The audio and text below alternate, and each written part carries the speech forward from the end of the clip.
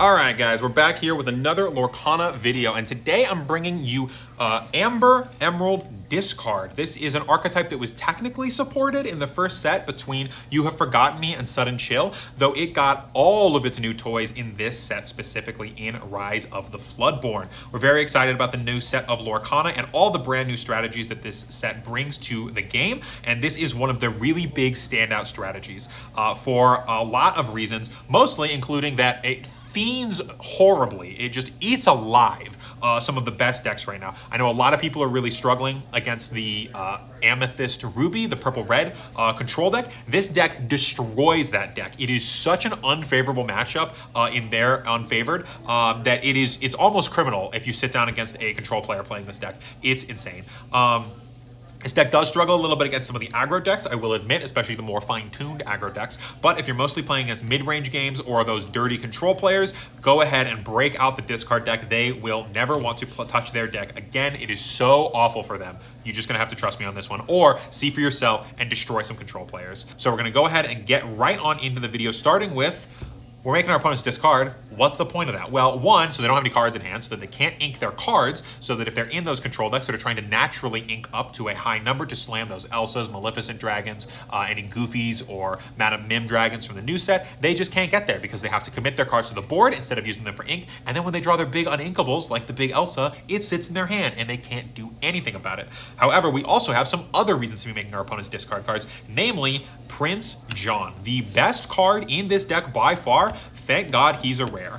You are going to have to excuse some of my proxies here. We got a few Rise of the Floodborn cards into the shop, but we didn't get enough to make the whole deck real, and our ink printer was running out a little light on ink. But Prince John is incredible, and I'm super happy that this card is at a fairly low rarity as opposed to something like a legendary, making this deck fairly budget-friendly, honestly. This deck is using almost only new cards, and it's still not running that expensive. There's a few more expensive options that you could put in here if you really want to, but you do not need to by any means. A lot of the big heavy hitters from this deck are at rare or below, which is really, really nice. But anyways, what does Prince John actually do? So he's 3 ink, uninkable. You're going to see that a lot in this deck. That is one of the problems with this deck right now, is that there's a lot of uninkable cards, but you kind of need to be playing all these cards. He's a 1/2, which does not have great stats, but he's got Ward. So as long as you're not questing with him, he's really hard to kill. He's got 2 lore, so if you do need to quest with him, you can to close out a game. And he says, the all-important text, whenever your opponent discards 1 or more cards, draw that many cards. So if your opponent discards 2 cards, you draw 2 cards. You don't just draw 1, you draw 2 cards. If your opponent uses a whole new world and they discard 3 cards, when you draw your 7, you will then draw 3 more. This deck eats these steel, yellow, mid-range decks alive because of this interaction specifically. They use a whole new world and you have twice the hand size they do. It's incredible. It also just works incredibly well with this deck. Prince John is really, really, really strong. Speaking of, what are we doing after we have made our opponent discard all their cards? We're questing for 4 with Flynn Rider. This guy is 4 ink, uninkable for a 2/3 that shifts 2. There is a 1 ink Flynn Rider. I didn't find him very convincing. I didn't find him very strong in this deck, so I don't think we're playing him. But you can shift him down. We do play the 2 ink Flynn Rider, so you can still play him on turn 3 if you need to, though. Typically, we're going to be playing Prince John. Also, this guy doesn't want to be played early in the game. Anyways, you want to be having your opponent's hand gone, so the shift doesn't really come up. But he does have evasive, so he can't be attacked. We actually forgot this in some of our play testing. This thing is unkillable. It's so hard to deal with. It is a 2/3, so it does die to smash. It does quest for 4. However, it gets -1 lore for each card in your opponent's hand. Good thing they don't have a hand, so it's not going to matter. This guy catches up in your game so incredibly powerfully. You're not going to be doing a lot of questing in the early game since you're mostly going to be ripping your opponent's hand apart, so they're going to gain a lore lead. Once you can deal with their board, they have no cards in hand, they can't really catch back up. He wins you games in 4 turns, 4 or 5 turns. That's all it takes with Flynn Rider. You get multiple on the board, you're winning in 2 or 3 turns. It's incredible. Next up, we've got this Belle. She is uninkable, so we're only running 3 of her. She is a 3 ink, 2/4 that only quests for 1, but when your opponent has no cards in hand, it gets +2 lore, so it quests for 3. So this is basically our baby Flynn. For reasons that I will go into a little bit later, we are playing 4 Flynn and 3 Belle. Even though Flynn costs more, there's a specific interaction with a couple of cards that we will go into when we get to them for why we are playing this ratio specifically. Next up, we've got Donald Duck. Donald Duck does not say discard on him. He also says shift 2, but we're not playing another Donald Duck, but that's okay. He says shift 3, but that's okay. He is 4 ink, inkable, very important. That's why we're playing 4 copies of this card. This effect I would not actually run 4 copies for, but we were hurting for inkables, and he's not that bad, so we played 4 copies of him. He is a 2/5, so he's got great stats, really hard to kill in combat. So quest for 2, love that. And at the start of your turn, each player may draw a card. Why am I giving my opponent's cards in hand? Why, of course, to discard them and draw more cards with Prince John. If your opponent is trying to play around you having no cards in hand, so making all of your cards that make them discard be dead cards, this card can turn all your discard cards online. It also allows Prince John to draw more cards. Also, if they have no cards in hand, that's where these guys come in. So this kind of solves the other problem where if you are making only your opponent discard 1 card at a time for one of your cards, you're going to run out of cards at the same time they are. But we want to have plenty more cards in our opponents. That's the whole point of this deck. So playing Donald Duck, we can keep drawing those extra cards for free, no downside at all on our end. And if our opponent draws them, we just get to rip them right out of their hand, fill back up, and we are good to go. We've also got Gaston, who is similar to Bell. He is 2 ink, inkable, thankfully, for a 1/3 with only quest for 1, but he's not really questing because when your opponent has no cards in hand, he gets +3 attack, so he becomes a 4/3/4/2, which is very, very important.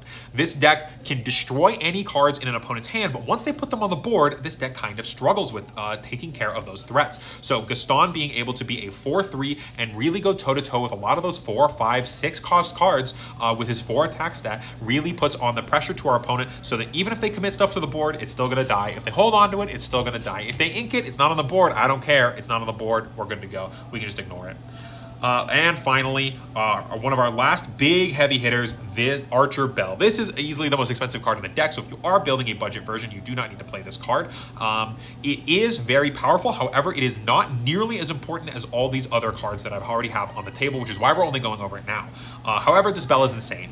She says shift 3, which is another reason we're playing this Bell. Even though it's only a 3 ink Bell, you could technically shift it out a turn early if you need to, but she's a 3/3 that quests for 3. She also says, whenever this character is challenged, not even necessarily banished in a challenge, just challenged at all, the challenging character's player discards their entire hand.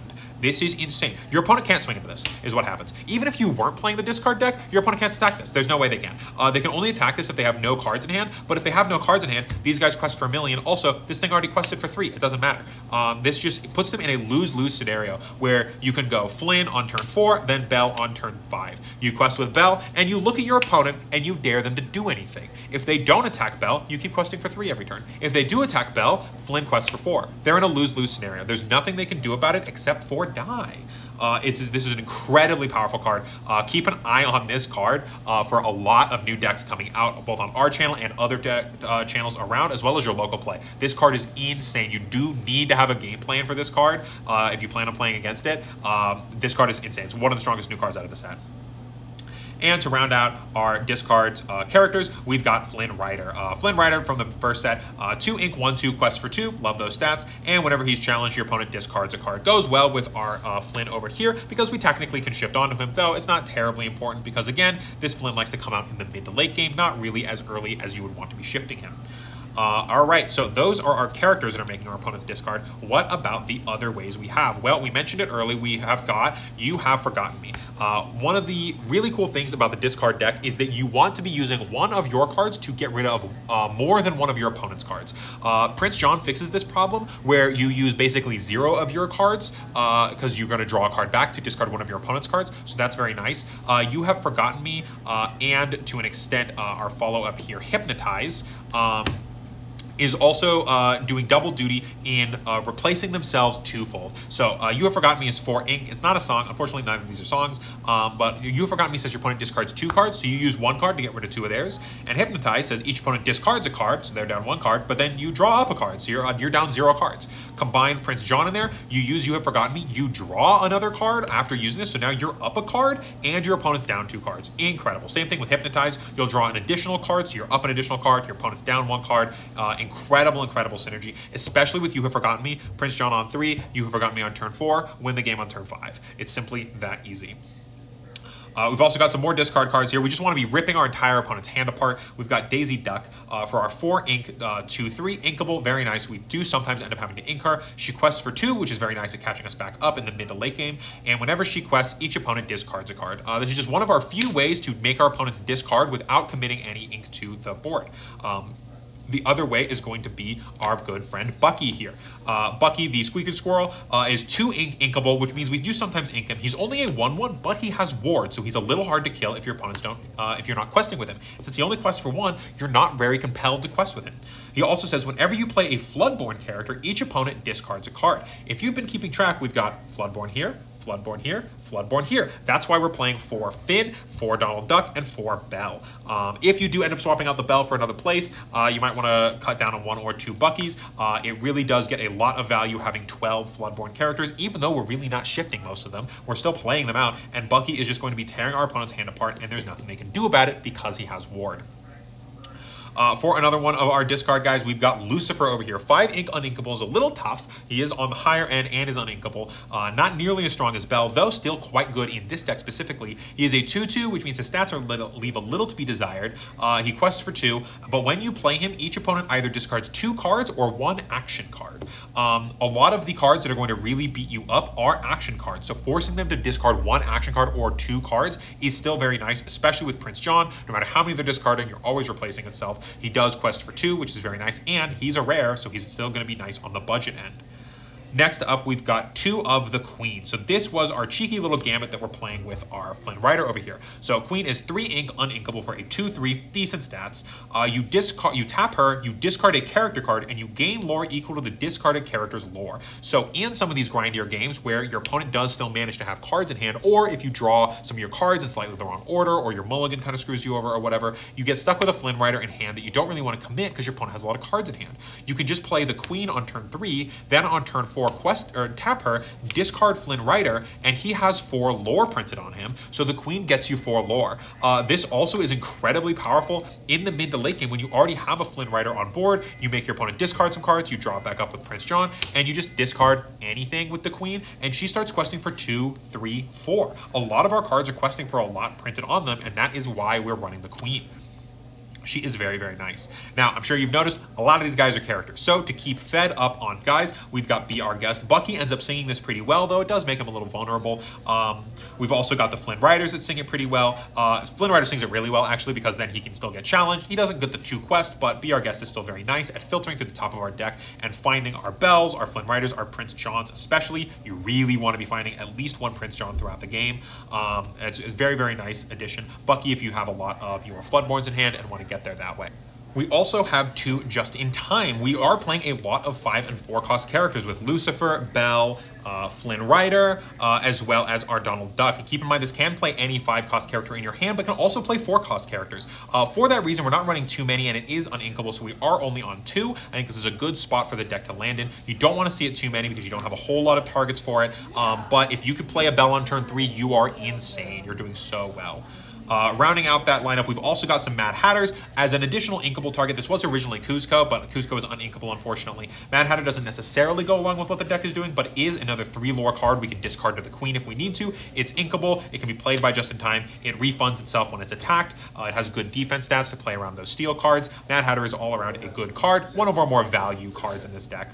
And for basically our only onboard removal in the game outside of Gaston, we've got Mother Knows Best. It is a 3 ink song, which can be sung decently well, though not incredibly. Most of the time we are paying for this. And it says, return chosen character to their player's hand. What's better than we can't really kill their stuff once it's on the board, but we can put it in their hand and kill it that way. So this is one of our premium removal spells in this game, in this deck. Rather, a lot of cards, a lot of decks, this card is not great against in normal circumstances, but in this discard deck, it doesn't matter that we're putting it back in our hand to replay an ETB or an on-play effect. We're just going to discard it and it's dead, and then we're going to draw off of it with our Prince John or with our Hypnotizes. This deck is really, really good. It is really efficient at doing exactly what it wants to do, and that is making our opponent not play the game because they have no cards in hand. If you are really struggling with some of the more controlling decks in the game, especially in your local area, pick this deck up. With the exception of the Archer Bear, Belle, this entire deck is really cheap. Now, it's brand new cards and it's Lorcana prices, so, you know, take that with a grain of salt. But especially once the market settles down, and especially once we get a restock of this second set, like we've been told we will, this deck is going to be one of the stronger budget options in the game. This deck is really, really, really good. If you like the play style of stopping your opponent from doing anything, this deck is definitely one for you. It plays to kind of a mid-range strategy, so it's not full control, it's not full aggro. It does have some weakness in its matchups, so you might want to swap out some of these cards for those matchups you're finding them in your local area. Specifically, the aggro decks kind of get online and win the game before you can really do much. But this deck is very, very, very good at punishing those control decks specifically. Keep in mind, those decks are going to have to drastically change how they play just because of this deck's existence. Even if this deck isn't terribly represented in the meta, it will make meta shakeups just because it exists. And for that reason alone, go ahead and punish your control opponents into the ground with this deck. If you like this deck tech, we've got plenty more coming to you from Rise of the Floodborn, upgrading some old decks, making some brand new ones like this, and showing off some gameplay between the decks. If that sounds exciting to you, we know it's exciting to us. That's why we're bringing it to you. Keep your eyes here on the channel. Give us a like, give us a comment, give us a subscribe. If you like any changes on your end that you're seeing, give us a comment down below. We'll double check those and see if, well, we can talk it out in the comments. See if I agree with your descriptions. Listen, I don't get it 100% perfect all the time, but I think this deck's pretty close, admittedly. And with that, we will see you guys in the next video. Peace.